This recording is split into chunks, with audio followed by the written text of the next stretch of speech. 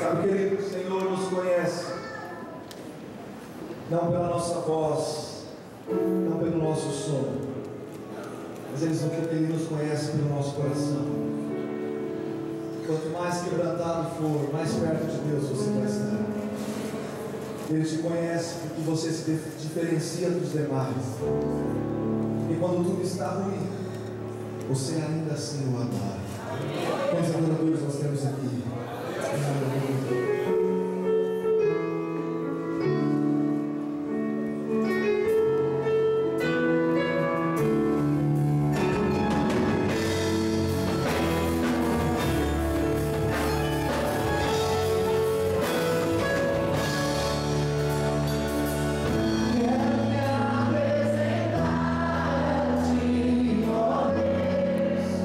Te ofertar em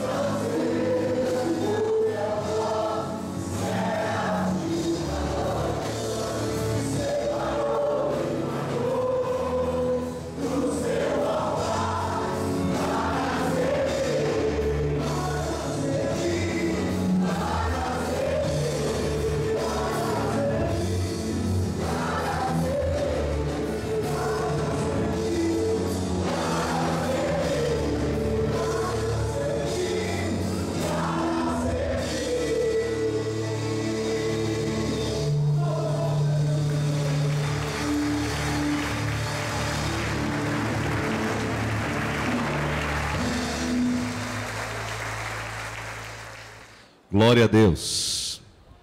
Nós estamos falando uma série sobre desígnio, a importância de nós descobrirmos o nosso chamado, a importância de nós estarmos no centro da vontade de Deus para as nossas vidas. E é interessante, irmãos, que Deus vai dando sinais, Deus vai dando acessos, Deus vai mostrando placas. E nós temos que estar atentos às placas, nós temos que estar atentos ao pequeno sinal do Senhor. Moisés, ele estava passando, gente, era normal no deserto um arbusto pegar fogo.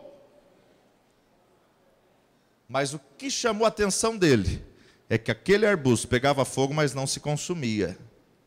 Então, muitas vezes, os sinais que Deus vai nos dar estão nas coisas naturais da vida. Os sinais que Deus vai nos indicar, as placas, vão estar no dia a dia. E nós precisamos estar sensíveis à voz do Senhor, sabendo que o Senhor está no controle de todas as coisas, sabendo que todas as coisas cooperam para o bem dos que amam e servem a Deus, e sabendo também que muitas vezes os sinais de Deus, para mostrar qual é a vontade de Deus, boa, perfeita e agradável, vai ser através do choro.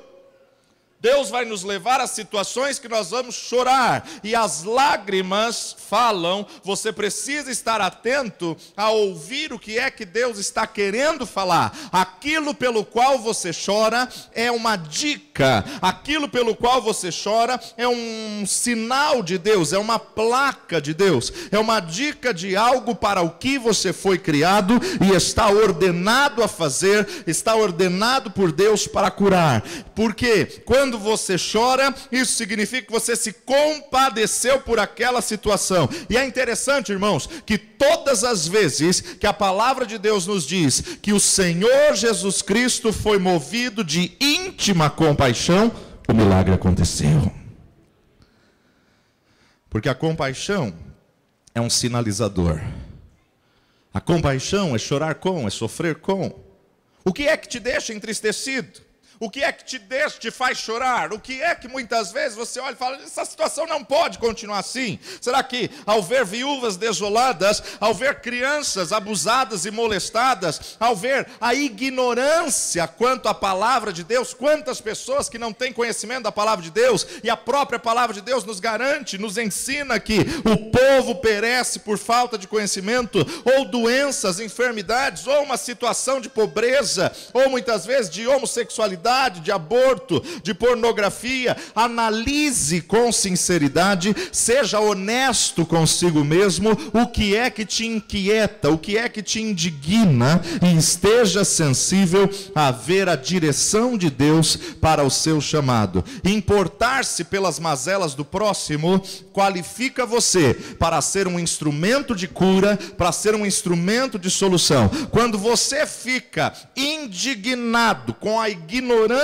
da palavra de Deus, com a ignorância quanto ao conhecimento que as pessoas têm com a palavra de Deus, isso é um sinal, é uma placa que o Senhor está te levantando para um chamado de mestre. Agora, para você exercer o chamado de mestre, você tem que estudar, você tem que meditar, você tem que gastar um tempo com o Senhor. Quando você fica indignado ao ver o tanto de pessoas que estão doentes, morrendo com enfermidades, é um sinal que Deus quer despertar em você um dom de cura. Mas tem um preço, você tem que pagar um tempo de qualidade com Deus, você tem que buscar do Espírito, você tem que se posicionar para que esse dom possa fluir. Quando você fica indignado com o número de pessoas que caminham diariamente a passos largos para o inferno, sem nunca terem ouvido a palavra de Deus, é um sinal, é uma placa que você tem um chamado missionário, um chamado evangelístico. Então a minha pergunta para você nessa manhã, nessa reflexão é: o que é que está fazendo você chorar no teu espírito? Porque o que faz você chorar é uma dica de um problema que Deus quer te ungir para mudar, para curar, para resolver e para transformar. Abra sua Bíblia comigo em Neemias, livro de Neemias, capítulo 1. Neemias, logo depois de Esdras e antes de Esther. Neemias, capítulo 1.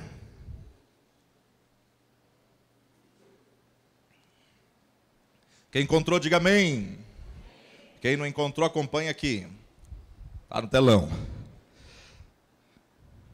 Neemias, sabendo do triste estado de Jerusalém, ora e chora diante de Deus. As palavras de Neemias, filho de Acalias, e sucedeu no mês de Quisleu, no 20º ano, estando eu em Suzã, a fortaleza, que veio Hanani, um de meus irmãos, ele e alguns de Judá, e perguntei-lhe pelos judeus que escaparam e que restaram do cativeiro e acerca de Jerusalém. E disseram-me: os restantes que não foram levados para o cativeiro lá na província estão em grande miséria e desprezo, e o muro de Jerusalém fendido e as suas portas queimadas a fogo. E sucedeu que, ouvindo eu essas palavras, assentei-me e chorei. E lamentei por alguns dias. Estive jejuando, estive orando perante o Deus dos céus, e disse: ah, Senhor, Deus dos céus, Deus grande e terrível, que guardas o conserto e a benignidade para com aqueles que te amam e guardam os teus mandamentos. Estejam, pois, atentos os teus ouvidos e os teus olhos abertos, para ouvires a oração do teu servo, que eu hoje faço perante ti, de dia e de noite, pelos filhos de Israel, teus servos, e faço confissão pelos pecados dos filhos de Israel, que pecamos contra ti, também eu e a casa de meu pai pecamos. De todos nos corrompemos contra ti, e não guardamos os mandamentos, nem os estatutos, nem os juízos que ordenaste a Moisés teu servo. Lembra-te, pois, da palavra que ordenaste a Moisés teu servo, dizendo: vós transgredireis, e eu vos espalharei entre os povos, e vós vos convertereis a mim, e guardareis os meus mandamentos, e os fareis. Então, ainda que os vossos rejeitados estejam no cabo do céu, de lá os ajuntarei, e os trarei ao lugar que tenho escolhido, para ali fazer habitar o meu nome. Esses ainda são os teus servos e o teu povo, que resgatastes com a tua grande força e com a tua forte mão. Ah, Senhor, estejam, pois, atentos teus ouvidos à oração do teu servo e à oração dos teus servos, que desejam temer o teu nome. E faze prosperar hoje o teu servo, e dá-lhe graça perante este homem. Então era eu o copeiro do rei. Vamos observar o que estava acontecendo. Israel tinha sido saqueada, Israel tinha sido roubada, e na verdade, irmãos, eles ficaram 70 anos no cativeiro babilônico, e nesse período dos 70 anos do cativeiro babilônico é que Neemias nasce. Ou seja, quando Neemias nasceu, ele nem em Israel estava. Quando Neemias nasceu, ele nem sabia como era Israel, como era o templo, mas ele sabia que era a terra dos seus pais, ele sabia que Jerusalém era a terra dos seus pais, ele ouvia os seus pais falando acerca de Jerusalém, acerca da cidade, acerca do templo. De repente ele manda chamar um irmão, ele pergunta ao seu irmão: ei, como está Jerusalém? Como está a terra dos meus pais?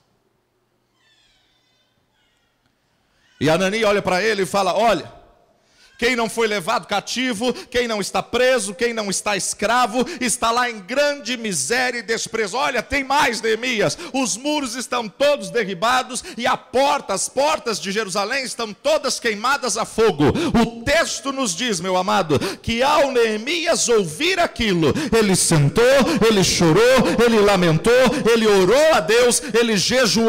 Mas eu quero que você entenda nessa manhã, por que o levou a chorar por Jerusalém? Porque aquele era o desígnio pelo qual ele tinha nascido, aquele era o projeto de Deus, o propósito de Deus pelo qual ele tinha nascido. Deus tem um plano na sua vida, e você tem que descobrir qual é o plano de Deus. Não adianta você ficar fugindo do caminho do Senhor, você ficar fugindo do chamado do Senhor. Você tem que se render, ainda que o chamado do Senhor desprenda de um preparo, você tem que estar disposto a cumprir cumprir o preparo de Deus, para viver a realização de Deus na sua vida. É tempo de nós manifestarmos o reino, é tempo de nós chamarmos a existência ao reino de Deus, mas para que possamos chamar a existência ao reino de Deus, nós temos que estar no centro da vontade de Deus para as nossas vidas, sabendo que a vontade de Deus é boa, perfeita e agradável, e o reino de Deus não é comida nem bebida, mas sim justiça,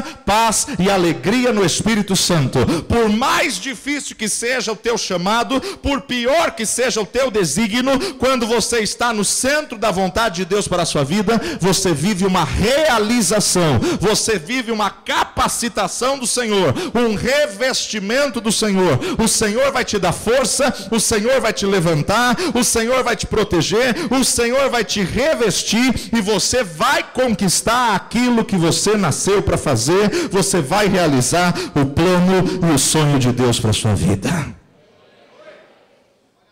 Neemias se entristeceu ao ouvir que a terra dos seus pais estava destruída. Seu coração fica triste, porque os muros tinham sido derribados.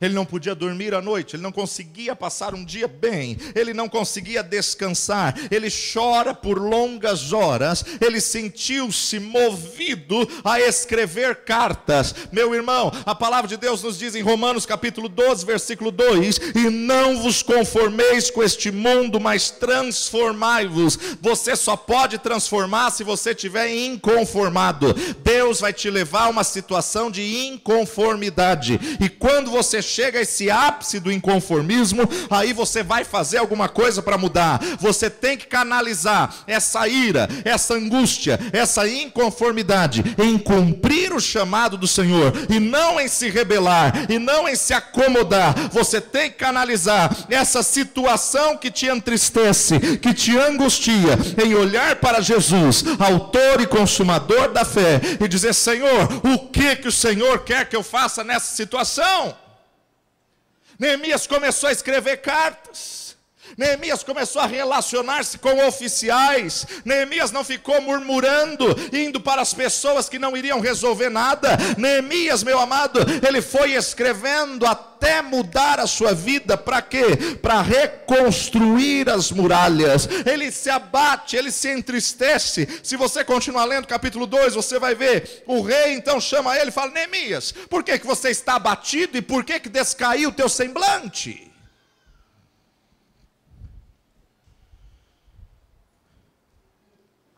Agora, quando você estuda esse período dos reis e dos imperadores, você entende que se um escravo se mostrasse abatido, triste, contristado diante do rei, o rei tinha autoridade para mandar matá-lo. Este homem me entristeceu, mata ele.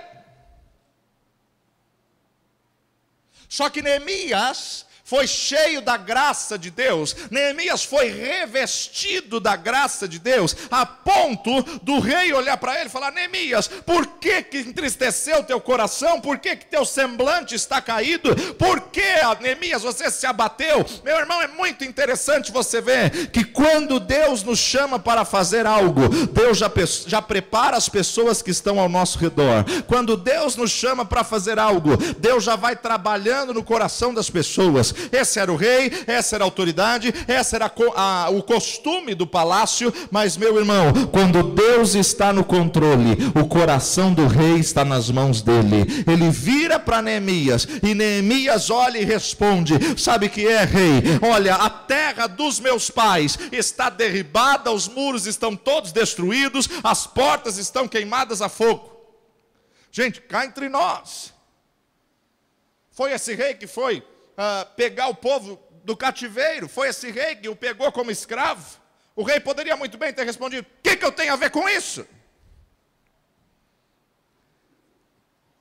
Mas o rei olha para Neemias e fala: o que você quer fazer? Neemias já tinha a resposta na ponta da língua: eu quero ir lá. E tem mais, é o Senhor que vai pagar a conta. Eu preciso reconstruir os muros, mas eu não tenho materiais de construção. Eu sou copeiro, eu não sou pedreiro, eu não sou empreiteiro, mas eu preciso reconstruir e quero que o Senhor me mande o material de construção para lá. Manda entregar lá no endereço certinho. Olha a ousadia de um servo de Deus. Um homem que estava num período como copeiro do rei, como escravo dentro do palácio, um homem, meu amado, que caiu na graça de um ímpio. Quando Deus te chama para fazer algo, você vai cair na graça das pessoas. E a bênção de Deus vai vir da onde você não espera, da onde você não imagina. As pessoas que estão ao teu redor vão te promover e vão te abençoar, porque o Senhor te escolheu na terra para uma missão, o Senhor te escolheu na terra para uma obra, e nada e ninguém vai impedir a obra de Deus na sua vida. Meu irmão e minha irmã, você não precisa saber da onde vai vir a provisão, você não precisa saber da onde vai vir o recurso, você precisa tão somente estar no centro da vontade de Deus, porque o teu Deus é o dono do ouro, da prata. O teu Deus é o Deus que está no controle de todas as coisas, é o Deus que ordena e Ele move todas as coisas. Quando Neemias chorou por aquilo, quando Neemias se compadeceu por Jerusalém, Deus levanta Neemias para dizer: você vai reconstruir. A ousadia de Neemias estava embasada naquilo que Deus colocou no seu coração. Então, meu irmão e minha irmã, não despreze as lágrimas. Nesse mesmo contexto, Deus toca em Neemias para a reconstrução da estrutura, para a reconstrução dos muros, da proteção da cidade. Mas no mesmo contexto, Deus toca em Esdras para que pudesse reconstruir o templo. Deus toca em Esdras, vamos lá comigo, Neemias capítulo 8, Neemias capítulo 8.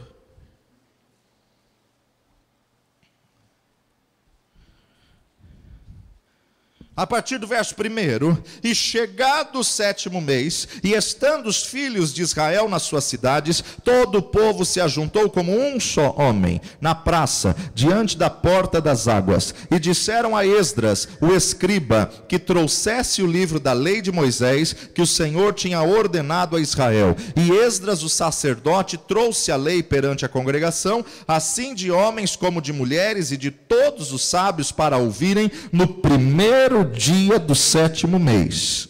E leu nela diante da praça, que está diante da porta das águas, desde a alva até o meio-dia, perante homens e mulheres e sábios, e os ouvidos de todo o povo estavam atentos ao livro da lei. Esdras, o escriba, estava sobre um púlpito de madeira, que fizeram para aquele fim, e estavam em pé junto a ele, à sua mão direita, Matitias e Sema, e Anaías, e Urias, e Uquias, Maazéias, e à sua mão esquerda, Pedaías, Misael, Malquias, Azum, Asbadana, Zacarias e Mesulão. E Esdras abriu o livro perante os olhos de todo o povo, porque estava acima de todo o povo, e abrindo-o ele, todo o povo se pôs em pé. Esdras louvou o Senhor, o grande Deus, e todo o povo respondeu: amém, amém. Levantando as mãos, inclinaram-se e adoraram o Senhor com o rosto em terra. E Jesua, Ibane, Serebias, Jamim, Acube, Sabetai, Odias, Maazéias, Quelita, Azarias, Josabade, Anã, Pelaías, e os levitas ensinavam ao povo na lei, e o povo estava no seu posto. E leram o livro da lei na lei de Deus, e declarando e explicando o sentido, faziam que lendo se entendessem. E Neemias, que era o tirsata, e o sacerdote Esdras, o escriba, e os levitas que ensinavam ao povo, disseram a todo o povo: este dia é consagrado ao Senhor vosso Deus, pelo que não vos lamenteis, nem choreis. Por quê? Porque todo o povo chorava, ouvindo as palavras da lei. Disse-lhes mais: Ide, comei as gorduras, bebei as doçuras e enviai porções aos que não têm nada preparado para si, porque este dia é consagrado ao nosso Senhor. Portanto, não vos entristeçais, porque a alegria do Senhor é a vossa força. Os levitas fizeram calar todo o povo, dizendo: calai-vos, porque este dia é santo, por isso não vos entristeçais. Meu irmão, Deus levantou Esdras para levar aquele povo ao arrependimento. Deus levantou Esdras para levar aquele povo ao choro. Agora, o teu choro tem um limite, o teu choro tem um prazo. Não adianta você ficar só chorando e não fazer nada.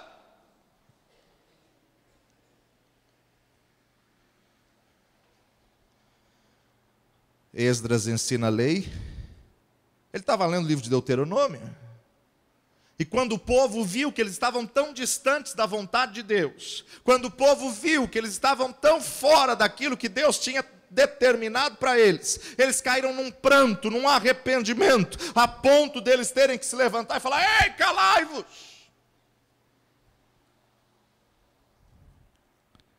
Deus se move através do choro. Deus se move quando o seu povo se dobra e chora diante da sua presença.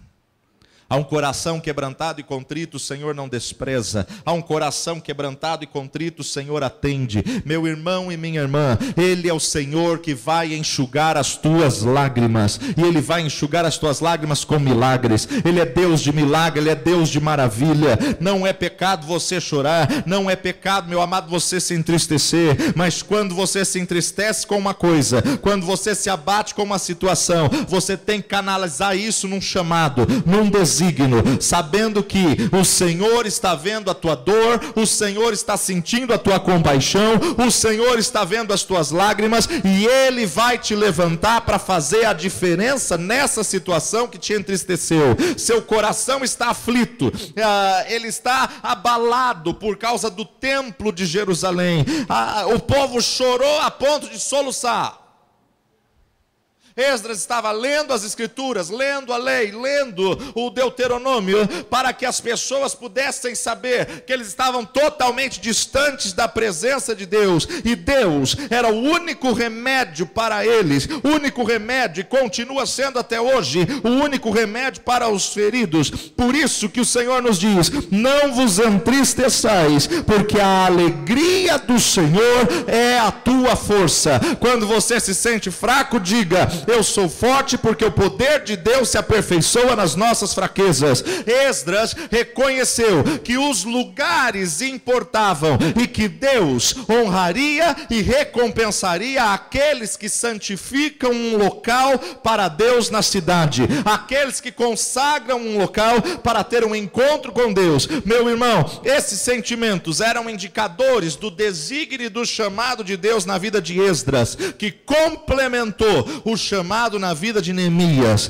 As lágrimas, elas são a dica de onde Deus quer nos usar. As lágrimas, elas são a dica da onde Deus quer nos guiar. Aonde você se machuca é um sinal aonde Deus pode curar melhor através da sua vida. Jesus foi ferido pelas nossas transgressões, o castigo que nos traz a paz estava sobre ele, e pelas pisaduras dele nós fomos curados, fomos sarados. Da mesma forma que Jesus foi ferido, Jesus levou os nossos pecados na cruz do Calvário, as nossas feridas também vão produzir cura na vida dos próximos, das próximas pessoas. Ou seja, aquilo que você passa vai servir de experiência e testemunho e renovo para outras vidas, para restaurar, para curar, para instruir outras pessoas, porque todas as coisas cooperam juntamente para o bem dos que amam e servem a Deus. Deus vai usar as tuas tristes experiências para levantar quem não tem forças.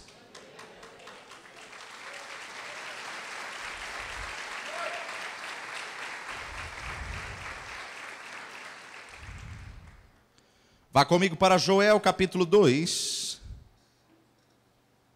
Joel capítulo 2. Vamos direto ao verso 12.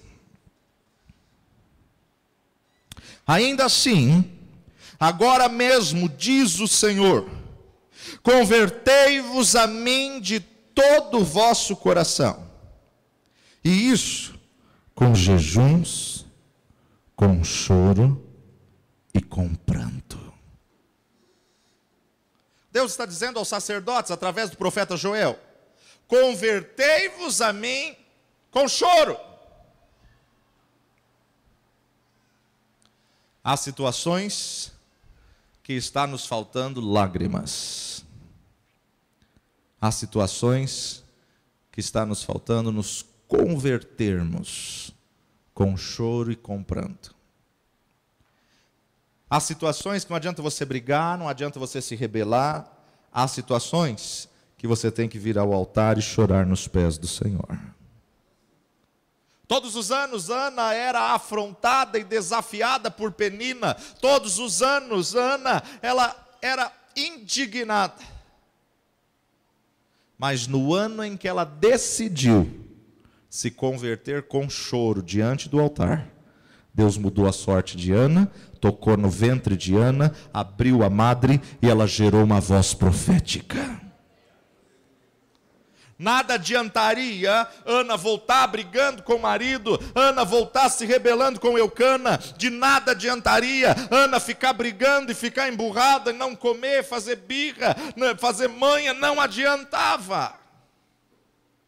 No ano em que ela aprendeu a vir diante do altar e se converter ao Senhor com choro e com pranto.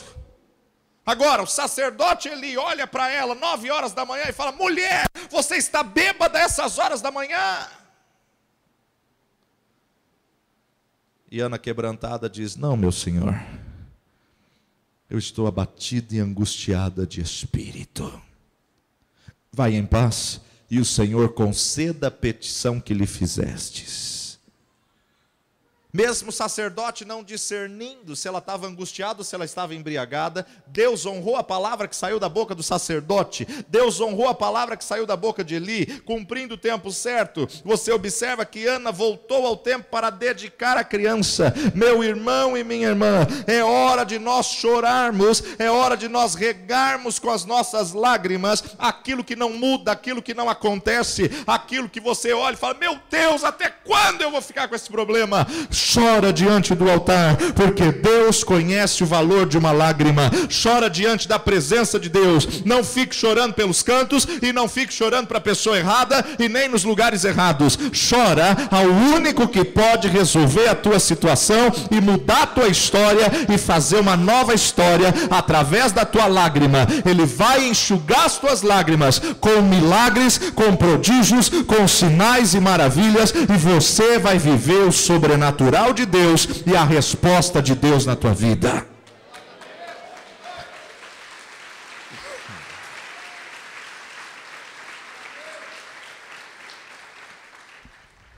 Convertei-vos a mim de todo o vosso coração, com jejuns, com choro, com pranto. Rasgai o vosso coração e não as vossas vestes. Convertei-vos ao Senhor vosso Deus, porque Ele é misericordioso, compassivo, tardio em irar-se, grande em beneficência, e se arrepende do mal. Quem sabe se voltará e se arrependerá e deixará após si uma bênção em oferta de manjar e libação para o Senhor vosso Deus.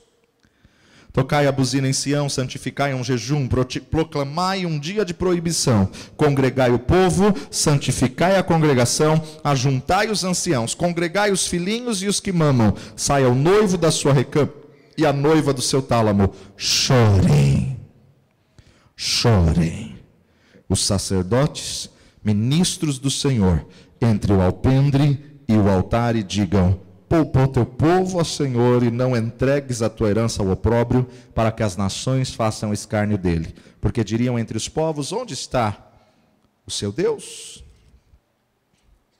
Vai comigo para Salmo 126.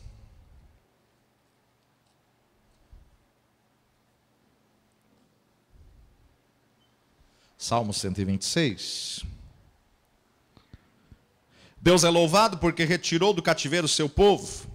Quando o Senhor trouxe do cativeiro os que voltavam a Sião, estávamos como os que sonham. Então a nossa boca se encheu de riso e a nossa língua de cânticos. Então dizia-se entre as nações: grandes coisas fez o Senhor a estes. Grandes coisas fez o Senhor por nós e por isso estamos alegres. Faze-nos regressar outra vez do cativeiro, Senhor, como as correntes do sul. Os que semeiam em lágrimas cegarão com alegria. Aquele que leva a preciosa semente andando e chorando, voltará sem dúvida com alegria, trazendo consigo os seus molhos. Há uma forma de se semear com lágrimas. Me lembro de uma das viagens que nós estávamos, quando nós chegamos numa cidade. Nós fomos fazer um projeto evangelístico, um projeto explosivo de evangelismo.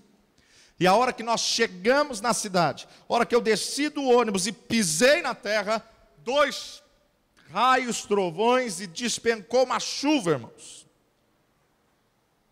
Dessas que eu fiquei sabendo que deu aí esses dias atrás. Interior. Não dava para a gente sair do lugar. De tanta água que vinha. Nós só tínhamos um final de semana para estar ali. E eu falei para a equipe: e agora? Falei: vamos entrar para dentro do templo e vamos orar. Começamos a orar nas cadeiras, começamos a orar cadeira por cadeira. E de repente, irmãos, nós somos movidos de íntima compaixão por aquela cidade. Nós somos movidos de íntima compaixão. A chuva aumentou e nós começamos a chorar. Nos ajoelhamos nas cadeiras e começamos a dizer: Senhor, salva esse povo, traz esse povo para a tua casa. E choramos.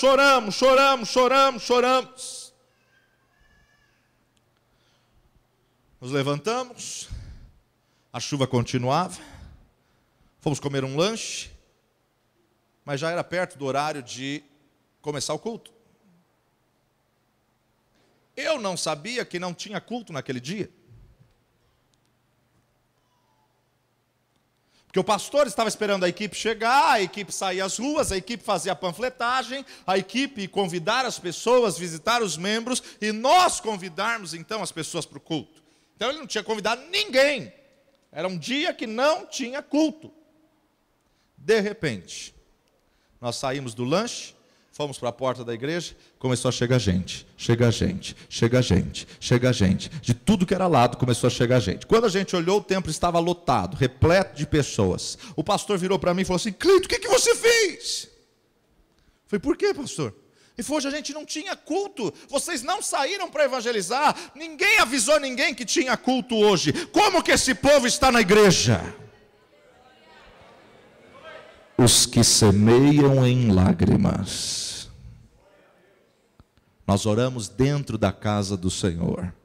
E quando oramos e choramos na presença de Deus, Deus se encarregou de convidar as pessoas. Deus se encarregou de trazer as pessoas, porque a palavra de Deus não volta vazia, e ela nos garante que os que semeiam em lágrimas voltarão, cegarão com alegria. Aquele que leva a preciosa semente, andando e chorando, voltará sem dúvida, com alegria, trazendo consigo seus molhos. Deus zela em cumprir a sua palavra, Deus zela em cumprir as suas estratégias. Meu irmão e minha irmã, Neemias não chorou à toa, Esdras não levou o povo a chorar à toa, Ana não chorou à toa. E é quando eu olho aqui para esse texto de Salmos, aqui eles não choraram à toa. Joel não fala para os sacerdotes: chorem entre o alpendre e o altar à toa. É porque Deus se move quando o seu povo se dobra e chora, porque um coração quebrantado e contrito o Senhor não despreza. Se você tem chorado por estes dias, descansa o teu coração e recebe a tua vitória, porque o Senhor vai enxugar as tuas lágrimas, e o Senhor vai colher as tuas lágrimas e trazer como milagres na tua vida, e esses milagres vão se transformar em grandes recursos, grandes vitórias, grandes porções de testemunho na tua vida, porque vidas serão alcançadas através desse período de pressão, que você está passando.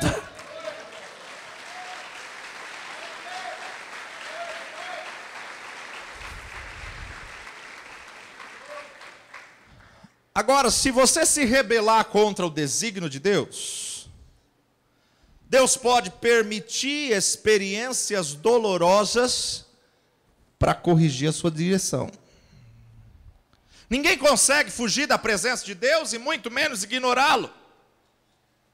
Ele é um Deus que cria, Ele é um Deus que permite experiências dolorosas e inesquecíveis para que nós possamos voltar ao centro da vontade de Deus para as nossas vidas. O exemplo mais prático disso é Jonas. Eis-me aqui, Senhor, envia-me para onde tu queres. Nínive. Nínive não! É Nínive, Jonas. Eu vou para Tarsis, olha, eu até pago a minha passagem do meu bolso. Jonas, Nínive. Eu vou para Tarsis. Aí Deus promove uma não pequena tempestade, a ponto dos marinheiros terem que jogar tudo para fora do barco, a ponto das pessoas que estão ao redor perderem todas as coisas, porque um homem estava fugindo do desígnio de Deus na vida dele. Quando você foge da vontade de Deus, você atrai situações desnecessárias. Você atrai tempestades desnecessárias. Quando você foge do desígnio de Deus para a sua vida, meu irmão, Deus não muda os seus planos, mas você retarda a promessa de se cumprir. Veja comigo Jonas capítulo 1, dos versículos 1 a 4.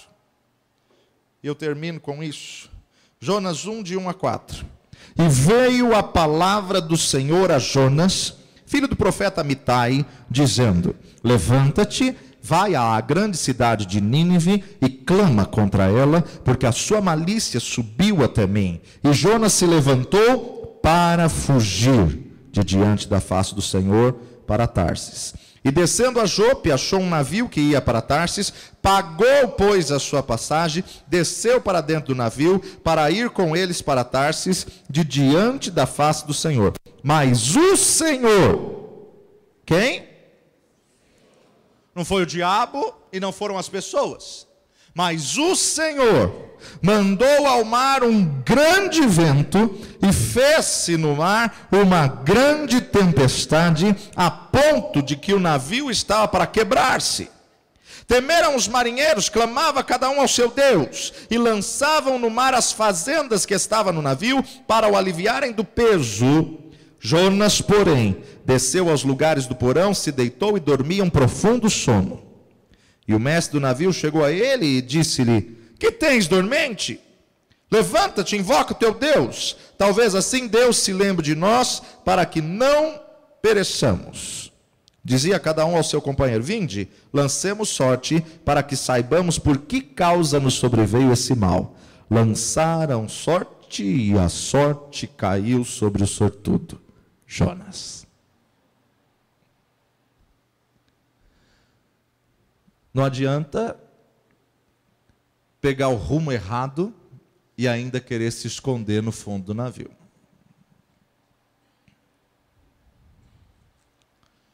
Quantas pessoas que na trajetória se desviaram do desígnio do Senhor, as coisas começam a dar errado e eles querem eleger um culpado. Ah, é por causa daquilo, não, daquilo outro. É por causa de você. Enquanto você não se arrepender e não voltar na direção de Deus, você vai trazer prejuízo às pessoas que estão ao seu redor. Então lhe disseram: declara-nos tu, por que razão nos sobreveio este mal? Que ocupação é a tua? De onde vens? Qual é a tua terra? Que povo é o teu? E ele disse: eu sou hebreu, temo ao Senhor, o Deus do céu, que fez o mar e a terra seca. Então os homens se encheram de grande temor e lhe disseram: por que fizestes tu isso? Pois sabiam os homens que estava fugindo de diante do Senhor, porque ele lhe tinha declarado. Disseram-lhe: que te faremos nós para que o mar se acalme? Porque o mar se elevava e engrossava cada vez mais. E ele lhes disse: levantai-me, lançai-me ao mar, e o mar se aquietará. porque eu sei que por minha causa vos sobreveio esta grande tempestade. Então os homens remavam, esforçando-se por alcançar a terra, mas não podiam, porquanto o mar ia embravecendo cada vez mais contra eles. Então clamaram ao Senhor e disseram: Ah, Senhor, nós te rogamos, não pereçamos por causa da vida deste homem, não ponha sobre nós o sangue da vida deste homem, deste inocente, porque tu, Senhor, fizestes como te aprouve. Levantaram Jonas e o lançaram ao mar, e cessou o mar da sua fúria.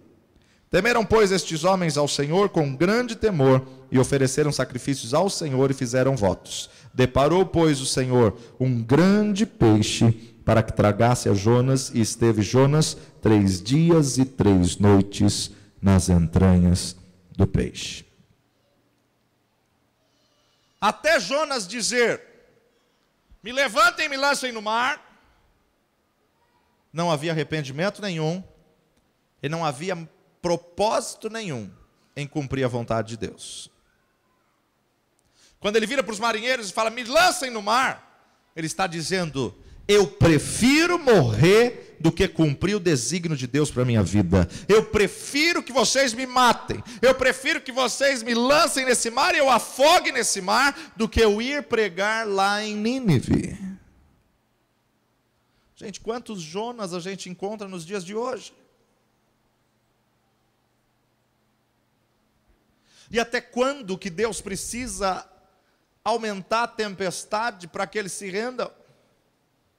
Se continuar lendo, você vai ver, 3 dias e 3 noites ele no ventre do peixe, o peixe vai cada vez na mais profunda abismo daquele mar, e Jonas ali dentro do peixe, sentindo as pedras, sentindo todas as coisas, ao ponto de ele fazer uma oração, dizendo: tá bom, Senhor, eu me rendo, me tira desse inferno.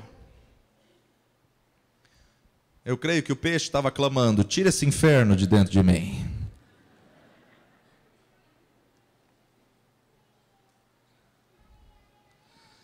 Na hora que ele se rende, o peixe dá meia volta, e o peixe volta a estaca zero.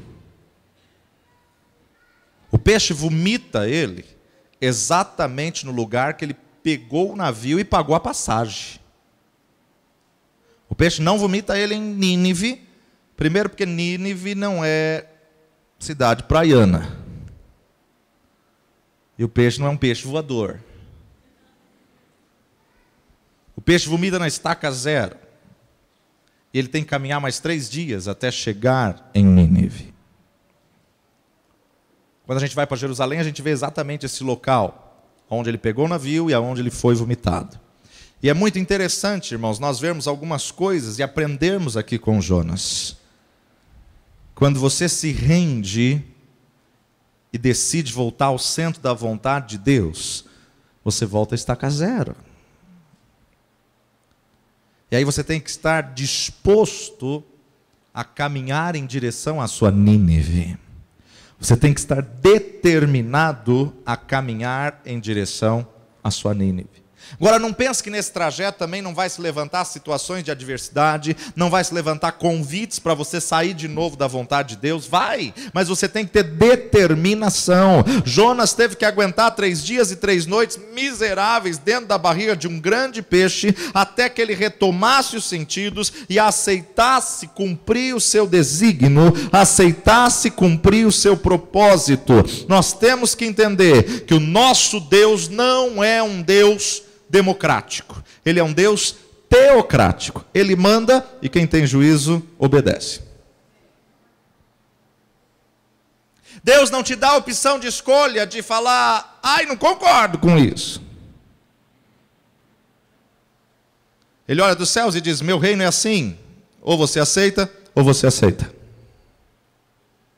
Nós temos que nos submeter ao reino de Deus e cumprir o chamado do Senhor para as nossas vidas. Nunca pense, meu amado, que Deus irá ignorar os seus pequenos atos de rebelião, os seus pequenos atos de reação ou desafio. Toda disciplina, ela vem com o propósito de nos ensinar. É possível que, quando uma pessoa está fora do desígnio de Deus, fora da vontade de Deus para a sua vida, qualquer um ao seu redor pague um preço alto, um preço caro. Aí você se lembra de Acã.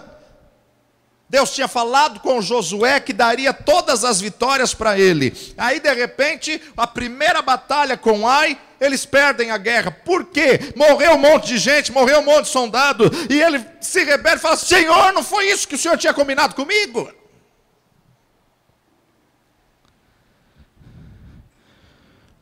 Josué, tem coisa contaminada, imunda no meio do arraial. Tira a sorte, seleciona as pessoas, tira a sorte cai sobre Acã. E de repente Acã confessa, sabe o que é? Eu estava vendo o despojo da batalha e eu peguei uma bela capa babilônica, eu peguei também alguns ciclos de ouro, eu peguei também alguns ciclos de prata. Meu irmão e minha irmã, você pode até ter uma palavra de vitória, mas se tiver em desobediência, essa palavra de vitória não pode se cumprir. Você tem que entrar na obediência do Senhor para que você viva a boa, perfeita e agradável vontade de Deus, a boa medida, recalcada, sacudida e transbordante do Senhor, porque Deus não é incoerente de te abençoar você estando em rebelião. Deus não é incoerente de te abençoar enquanto você está fora da vontade dEle. Ele traçou um plano para a tua vida, Ele traçou um desígnio para a tua vida, e esse desígnio, este plano, só pode se cumprir quando você se rende e diz: tá bom, Senhor, eis-me aqui, cumpra em mim o teu querer e faz de mim a tua vontade. Agora, enquanto você não faz isso, você traz prejuízo, maldição e morte para as pessoas que estão ao seu redor.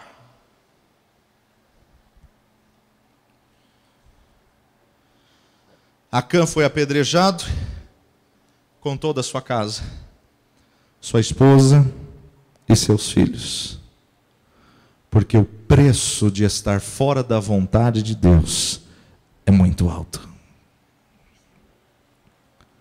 A família inteira morreu. Quando você tira pessoas erradas da sua vida, as coisas erradas também param de acontecer. E a dor, muitas vezes, ela é corretiva.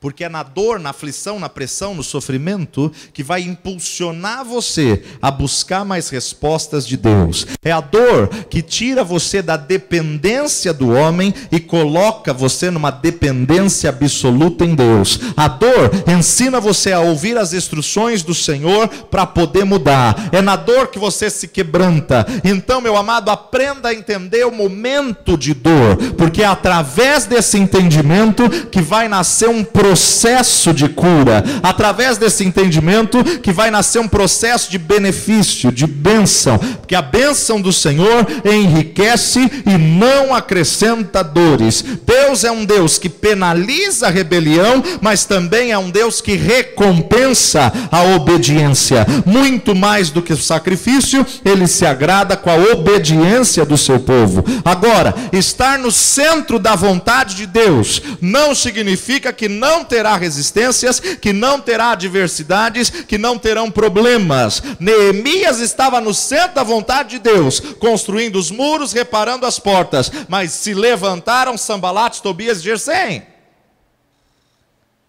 Só que quando estamos no centro da vontade de Deus, Ele nos reveste, nos dá força.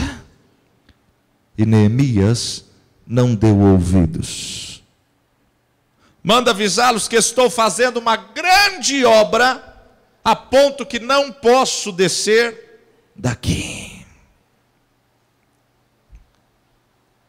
Está você no centro do seu desígnio? Está você no centro do seu chamado? Ou você tem lutado contra a vontade de Deus. Feche seus olhos.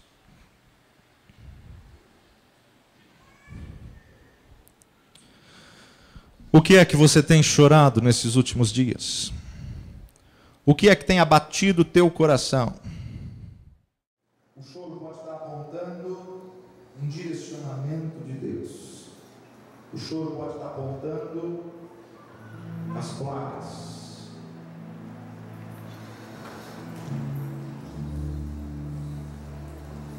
A palavra de Deus nos diz que o choro pode durar uma noite, mas a alegria vem ao amanhecer.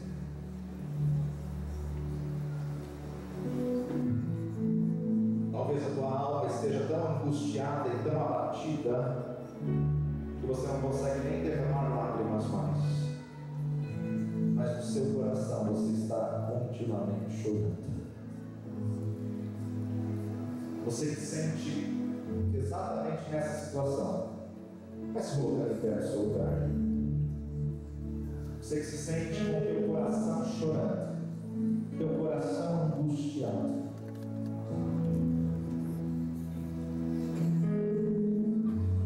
Você que tem se sentido amargurado e angustiado de espírito. Tem ido para o trabalho como uma obrigação, tem feito as coisas forçado, não tem entendido esse tempo que você está vivendo. Deus vai enxugar dos teus olhos toda lágrima. Deus vai enxugar dos teus olhos toda lágrima. Você tem estado em aflição, mas peça ao Espírito Santo de Deus nesta manhã para poder sondar o teu coração. Sonda-me, ó Deus, e me conheces, sabes os meus pensamentos, vê se há em mim algum caminho mau e guia-me pelos caminhos eternos. Peça a Deus para mostrar placas nesta manhã que vão testificar no teu coração qual é o teu desígnio e qual é a vontade de Deus para a sua vida.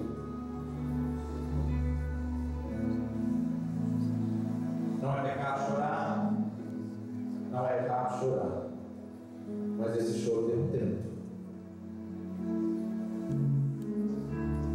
Esse choro tem um lugar certo, diante do altar de Deus. O único que adivinha chorando pelos cantos é Satanás. O único que adivinha chorando para as pessoas é o diabo. Mas Deus, quando te vê chorando, Ele se compadece de ti. E quando Deus se compadece, o milagre acontece e a situação é mudada.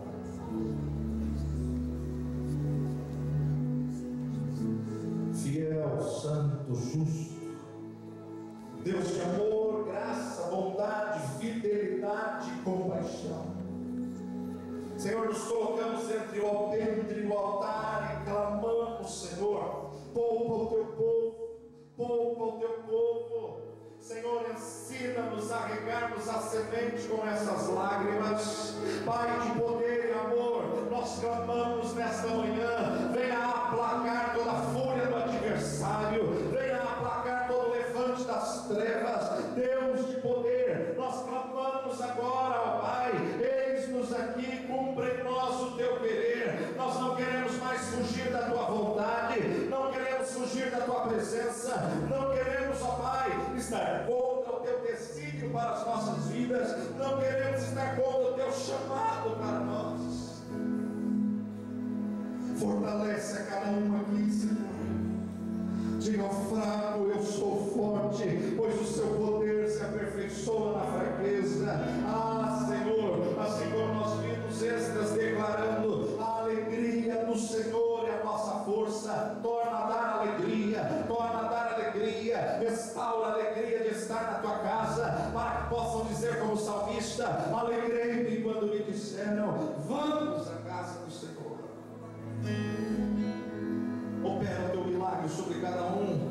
Senhor, atende esses que chora pela sua casa, atende este que chora pelo seu cônjuge, atende, Senhor, este que chora pela sua família, pelos seus filhos ou pelos seus pais. Pai de poder, nós clamamos nessa hora, apressa-te em socorrer, apressa-te em socorrer, alivia, Senhor, o fardo pesado, tira esse jugo pesado e coloca o teu fardo suave e o teu jugo leve. Deus de poder, nós clamamos, atende este que chora por uma porta de emprego, muda essa história, Pai. Tu és Deus que fazes porta onde não tem porta e abres caminho onde não há caminho.